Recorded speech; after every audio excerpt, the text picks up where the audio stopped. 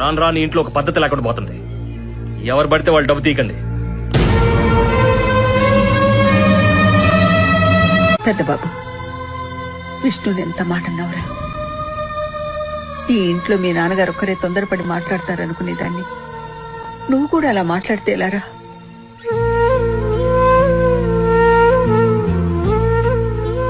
వాడు ఈ కుటుంబం కోసం గుడ్డి జాకిరి చేస్తున్నాడురా. అలాంటి వాడు డబ్బు తీసుకుంటే తప్పేంట్రా? అది కూడా పాపకు ఒంట్లో బాలేదని ఆసుపత్రికి వెళ్ళటానికి తీసుకున్నాడు. అలాంటి సమయంలో నువ్వు ఇలా మాట్లాడితే ఎలా?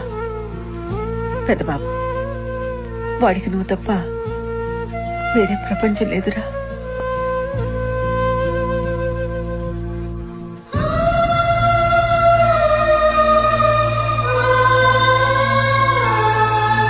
ఎవరి మీద కోపం నీ మీద చూపించనురా.